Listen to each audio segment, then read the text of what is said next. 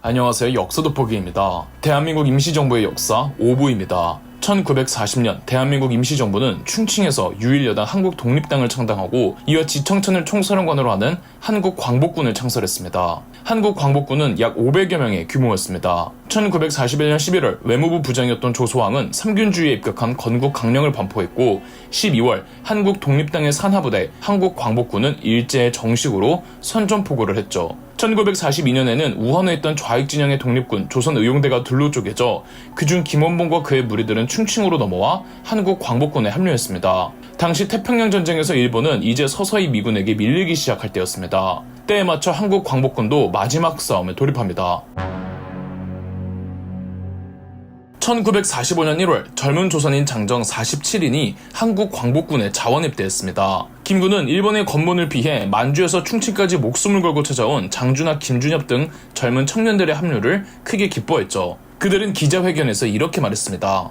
우리는 어렸을 때부터 일본의 교육을 받았습니다. 그런 까닭에 우리 역사는 고사하고 언어에도 능숙하지 못합니다. 그런데 일본 유학 중 징병으로 전쟁에 나가게 되어 가족과 이별하러 집에 들렀더니 부모와 조부모께서 우리 독립정부가 충칭에 있으니 왜군 앞잡이로 끌려 다니다가 개죽음을 당하느니 차라리 우리 정부를 찾아가서 독립전쟁을 하다가 영광스럽게 죽으라고 비밀리에 말씀하셨습니다. 이 말씀을 듣고 일본 부대에서 도망하다가 덜어는 죽고 덜어는 살아 우리 정부를 찾아온 것입니다. 47인 청년들의 준열한 인터뷰에 연합군 기자들의 관심이 폭발했다고 합니다. 참고로 장준하는 해방 이후까지 김구의 개인 비서로 일했고 정계에 진출하여 훗날 박정희의 정치적 라이벌이 되기도 하죠. 김준엽은 해방 후 고려대학교 사학과 교수를 거쳐 고려대학교 총장을 역임합니다. 대한민국 임시정부와 한국광복군은 국제적 흐름을 읽어가며 미래를 준비했습니다. 김군은 임시정부가 해방 이후 한국의 공식 정부로서 역할을 차질 없이 수행하려면 중국은 물론 서양 국가들과도 외교적 관계를 돈독히 해둘 필요가 있다고 판단했는데요. 그 일환으로 김군은 영국과 미국 두 국가와 인연을 맺습니다.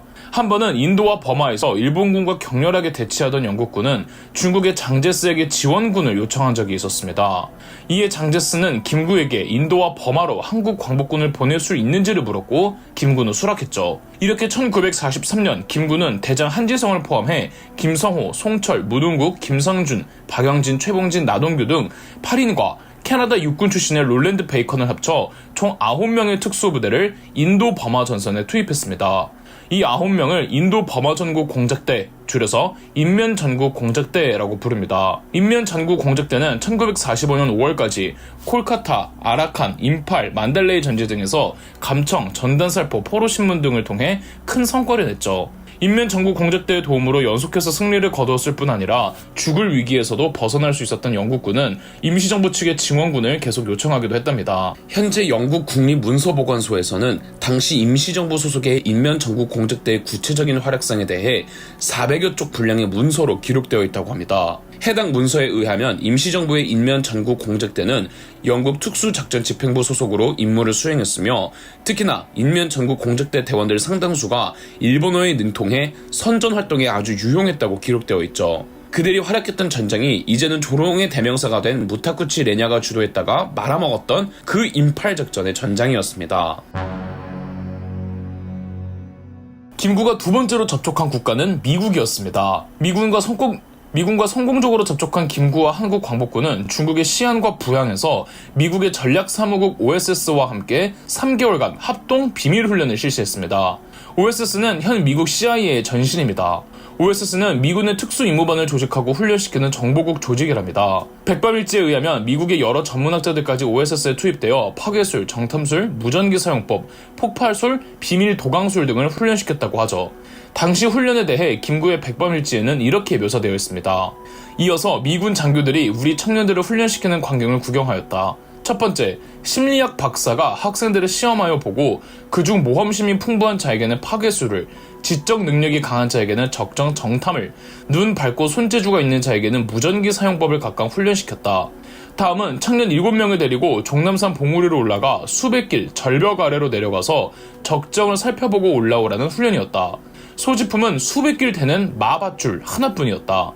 7명이 의논하여 밧줄을 여러 매듭으로 지은 후 한쪽 끝을 위쪽 봉우리의 바위에다가 메고 줄을 타고 절벽 아래로 내려가 입에다 나뭇가지 하나씩을 물고 올라왔다. 이를 지켜본 미국 교관은 앞서 중국 학생 400명을 모아놓고 시험하였을 때도 얻지 못한 결과를 한국 청년 7명은 해냈다며 참으로 앞날이 촉망되는 국민이라고 크게 칭찬하였다.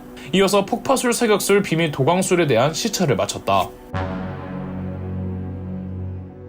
한국 광복군의 제2지대 지대장이었던 이범석은 김구와 OSS 국장이었던 윌리엄 도노반에게 한반도 내부로 들어가서 조선 총독부를 무너뜨리자는 국내 진공작전을 제안했습니다. 그간 일취월장하는 한국 광복군의 모습을 본 도노반 국장은 승낙하였고, 그렇게 국내로 진입하는 작전명 독수리를 계획했습니다. 국내 진공작전, 작전명 독수리는 대규모 전쟁이라기보다는 특수훈련을 받은 소수의 정예 요원들을 국내로 투입하여 민중 봉기를 일으켜 일제히 조선 총독부가 있는 경성으로 향하게 하는 것이 목적이었습니다.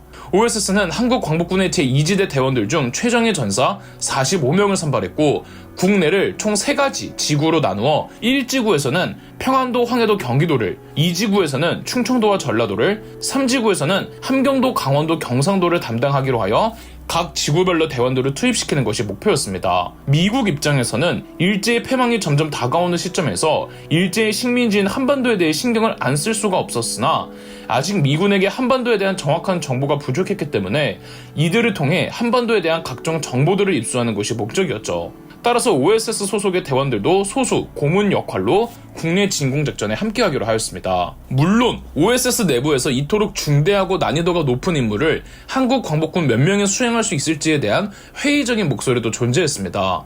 심지어는 한국 광복군 내에서도 이 김원봉은 작전의 실패 가능성이 더 높다며 국내 진공작전에 회의적이었습니다. 작전을 성공하려면 대원들이 국내로 진입했을 때 국내에서도 함께 협조해줄 수 있는 부대원들이 필요한데, 국내에서 그 역할을 해줄 수 있는 세력이 없었습니다. 비밀작전한다고 동네방네 떠들고 다닐 수도 없고요. 아울러 국내 진공작전은 OSS의 단독적인 작전이었을 뿐 미 태평양 함대나 중국 내 미군과는 서로 합의된 사항도 아니었죠. 다만 도노반 국장과 김구의 의지가 워낙 확고했습니다. 확실한 건 아니지만 아마 도노반 국장도 원자폭탄을 일본에 투하한다는 작전을 모르고 있었던 것으로 보입니다. 원자폭탄 투하는 미국 내에서도 극소수들만 알고 있었거든요. 모두의 우려 속에서 도노반은 그럼 한국 광복군 부대원들의 임무 난이도를 조금 낮추는 수준에서 합의를 보고 어쨌든 국내 진공작전을 감행하기로 합니다. 그렇게 한국 광복군 부대원들은 산둥성의 비행장을 출발해 여의도 비행장에 도착, 국내에 진입에 성공했으나 이 시점이 1945년 8월 18일, 이미 일제가 무조건 항복을 외치고 패망한 지 3일이 지난 시점이었죠. 국내 진공작전은 무산으로 끝나버린 겁니다. 이제 임시정부의 운명은 어떻게 될까요? 그럼 역사돋보기였습니다. 저희 역사돋보기가 멤버십 가입을 시작했습니다. 멤버십 가입을 해주신 분들 덕분에 영상 제작에 큰 도움이 되고 있습니다.